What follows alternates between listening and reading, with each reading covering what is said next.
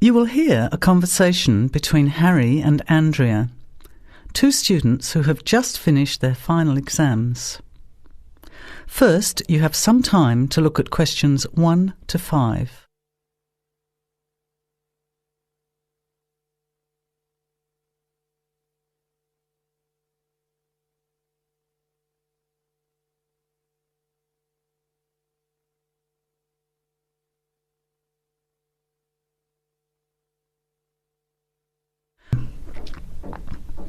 Listen carefully to the conversation and answer questions 1 to 5. Hi Andrea, how are you feeling now that exams are over? It's fantastic to have finished, isn't it? And to sleep in every morning. What about you? Well, I've been catching up on sleep too, but I've got a lot to do before I leave for England. Perhaps you could give me some advice.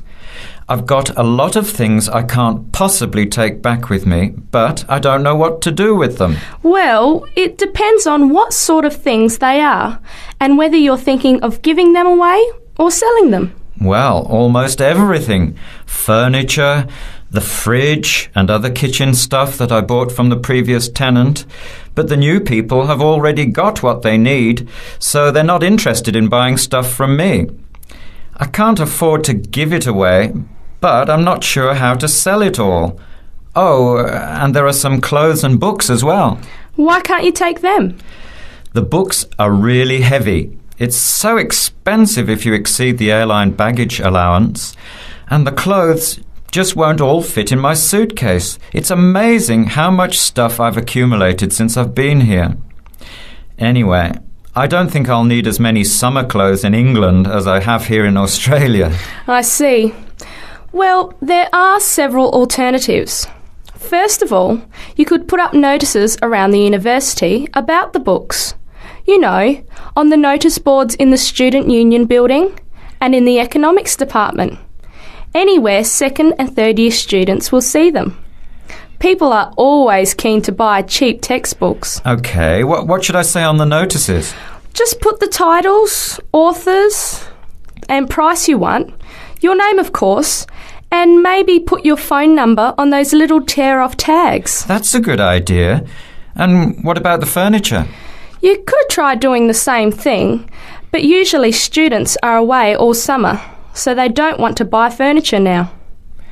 Another place to try might be a second-hand shop.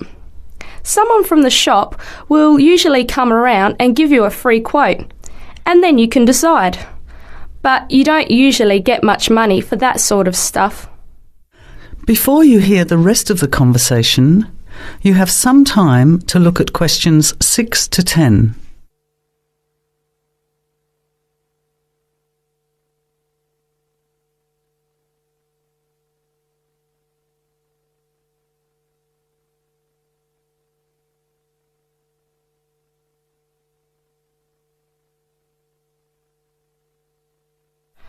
Another alternative is to put an advertisement in the Trading Post. Do you know that paper? It comes out every week advertising things people want to sell.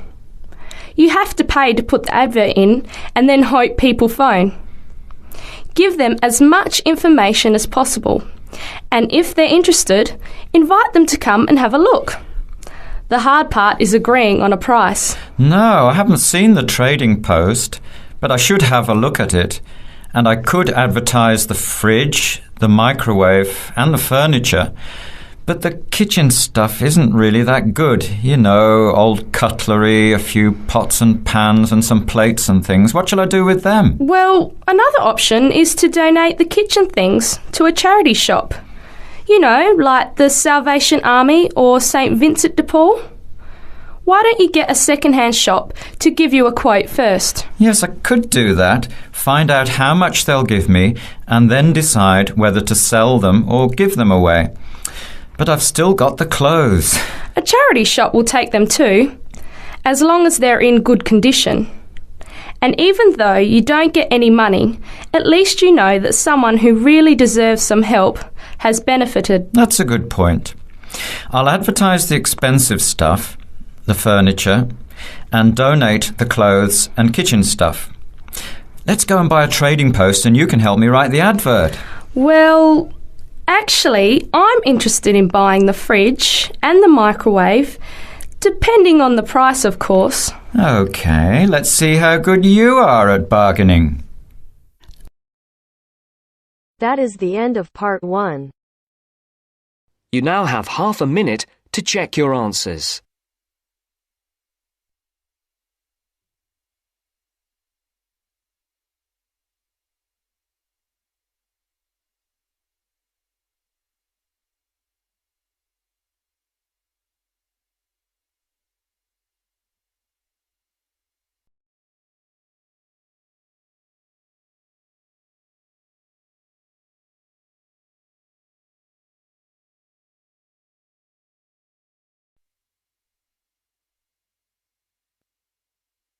Now turns to part 2. Part 2. You'll hear a radio program on the process of making beer. First, look at questions 11 to 14.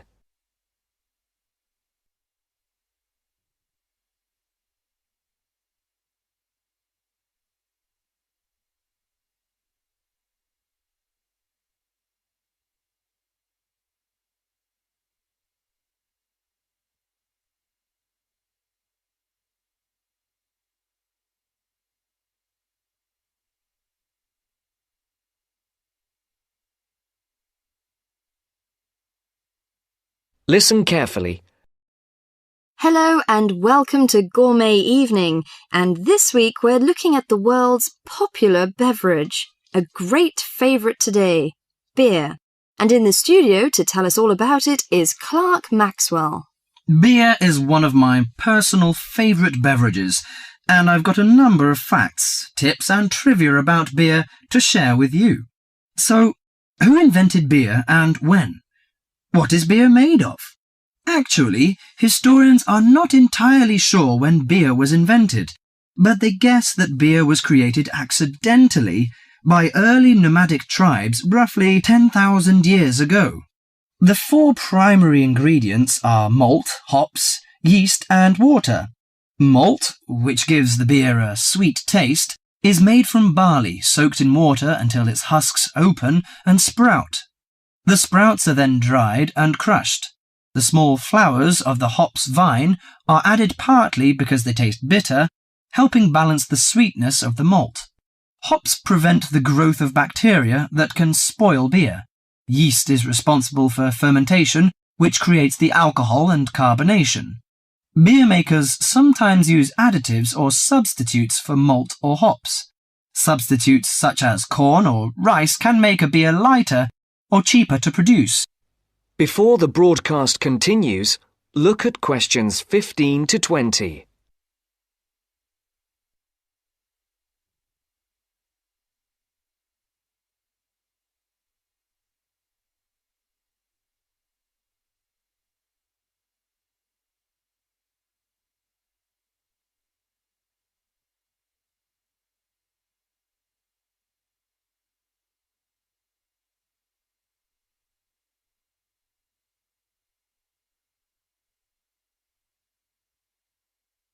You will now listen to the second part of the talk.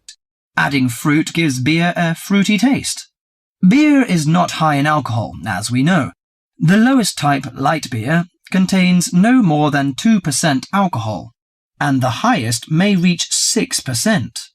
Other drinks such as wine are more alcoholic. Wine contains 8 to 20% alcohol. But that is not to say drinking beer is no danger at all. Like all alcoholic beverages, beer can make it difficult to drive and think clearly. Excessive drinking can also lead to liver damage, high blood pressure, stomach ulcers, and other health problems. However, beer also helps prevent some health problems when consumed in moderation.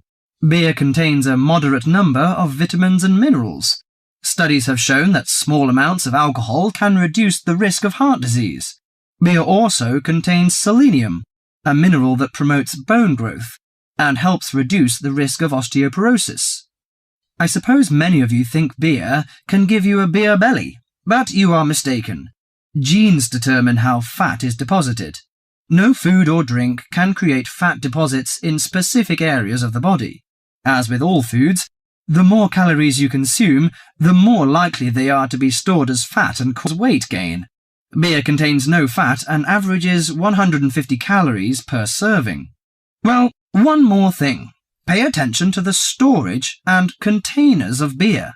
They will affect its taste. It's a mistake that the taste of beer improves with age, like that of some wines. Beer is a food product that will eventually become stale. It should be stored in a cool, dark location before consumption. And the colour of a bottle can influence the flavour. Brown bottles block out light that reacts with the hops, which could damage the flavour. Green or clear bottles provide little or no protection from light damage. Do you know which country drinks the most beer? Although Britain is even on the list of big consumers, actually, the Czech Republic consumes the most beer, at 156 litres per person per year, followed by Ireland and Germany. That is the end of part 2. You now have half a minute to check your answers.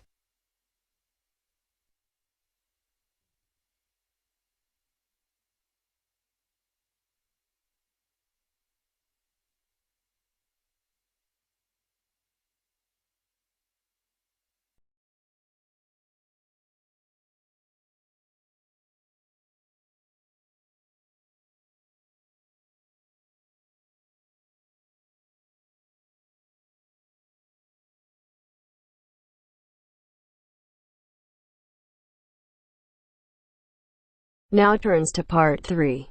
Part 3. First, you have some time to look at questions 21 to 26.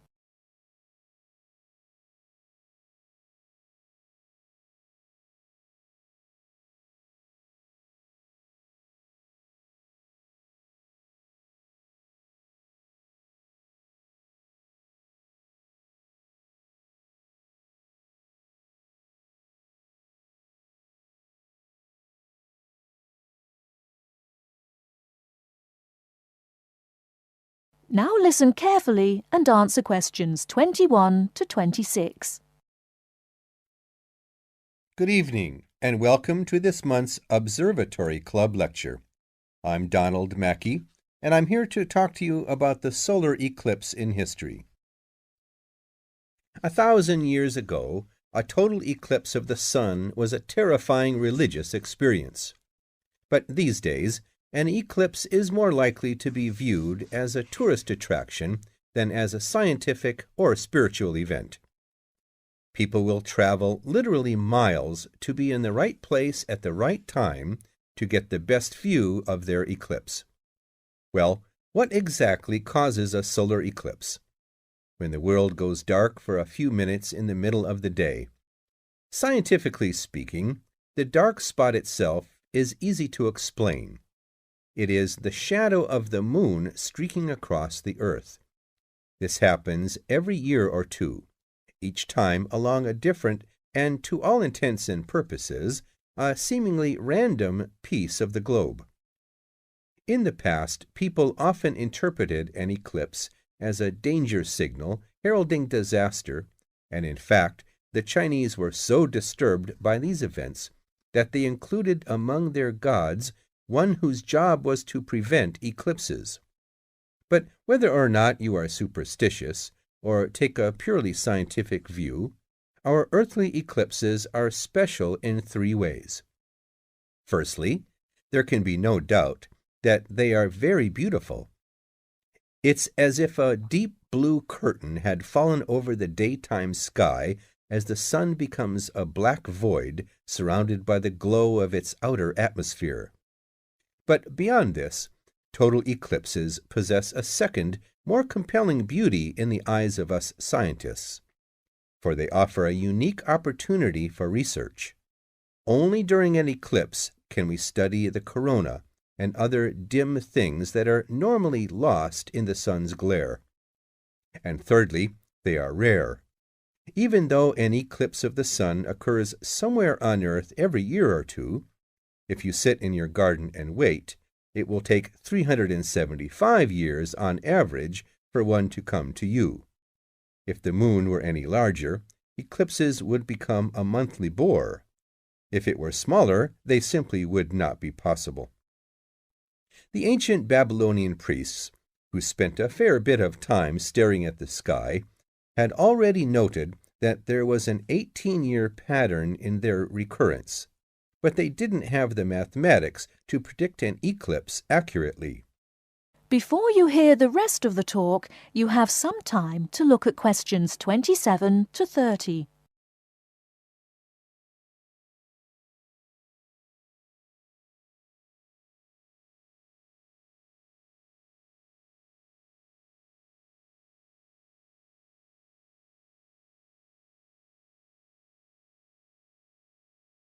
Now listen and answer questions 27 to 30.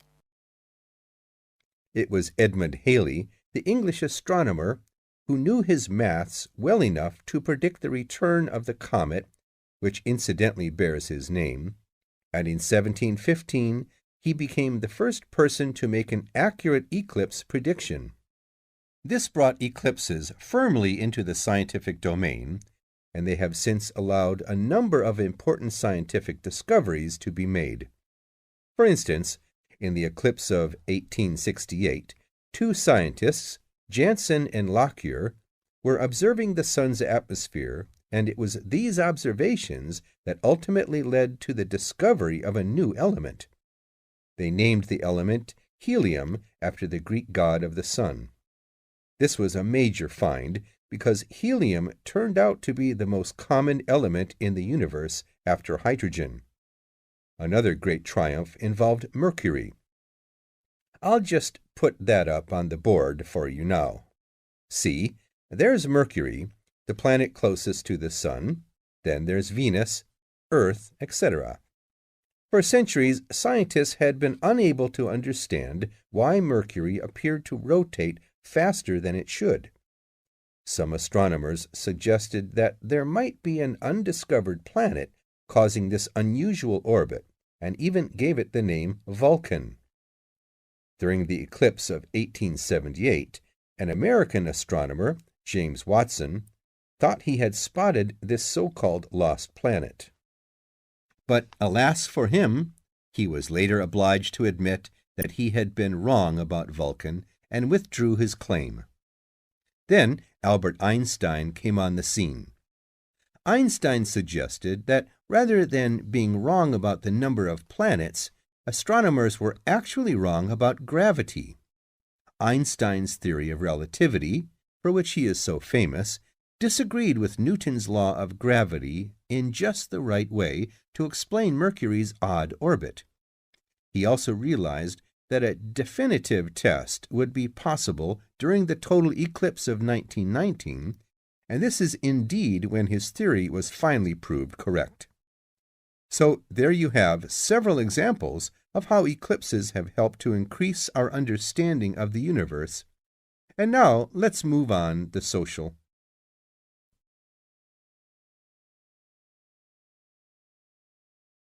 That is the end of part 3. You now have half a minute to check your answers.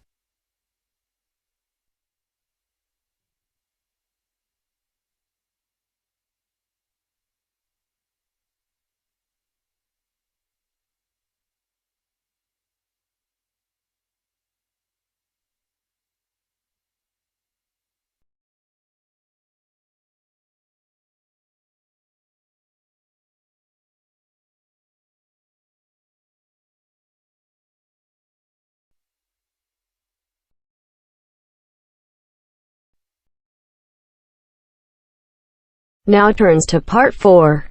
Part 4. You will hear part of a lecture about a crater in Australia. First, you have some time to read questions 31 to 40.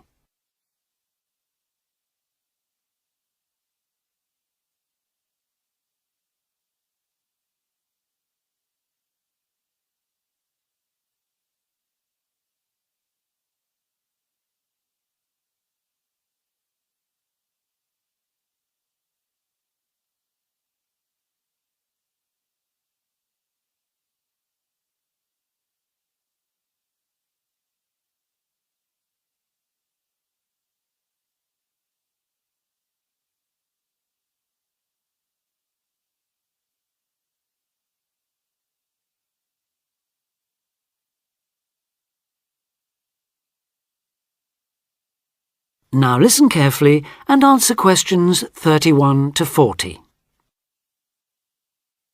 Lake Acraman in South Australia is Armageddon for the purist.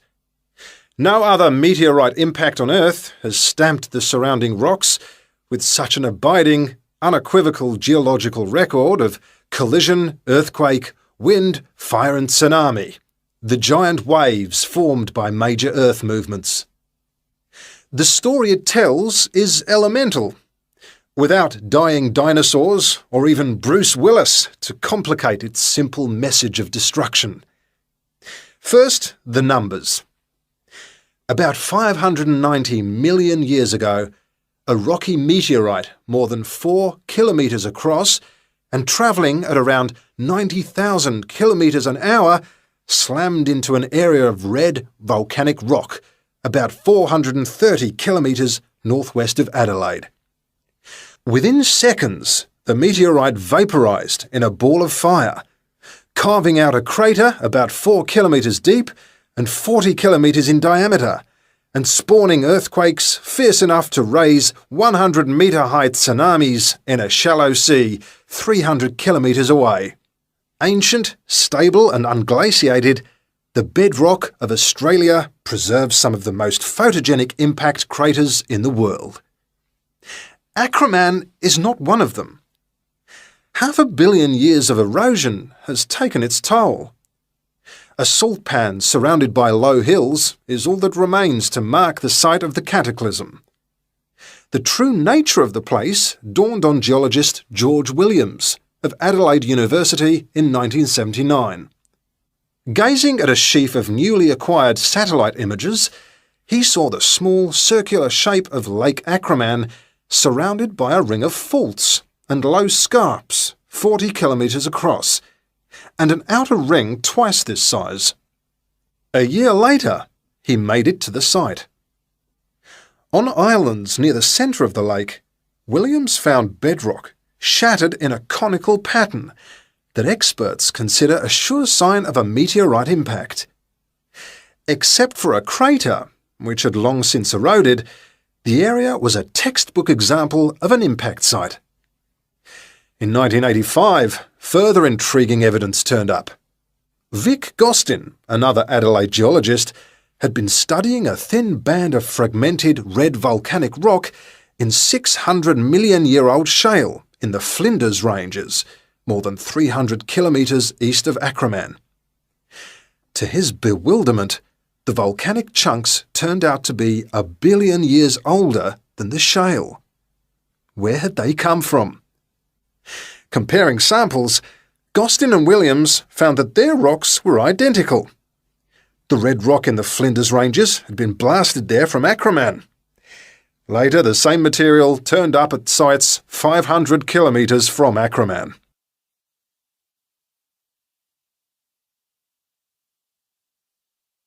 Everywhere, the bands of fragments showed the same structure. Coarse pebbles at the bottom, then a cocktail of silt and sand, then layers of increasingly fine sand, distorted on top into a wavy, scalloped pattern.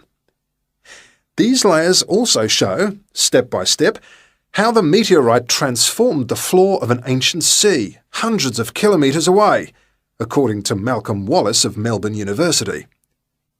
First came the earthquake.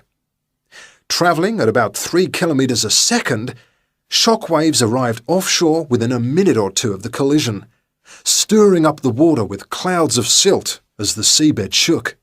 Then shattered rock from the explosion arrived by air. Pebbles and boulders crashed into the water, reaching a depth of about 200 metres within a minute. One day they would become the lower band of the Flinders Rock. Sand took up to an hour to come to rest, finally bedding down with the silt that was also now settling on the sea floor as the effects of the earthquake died away.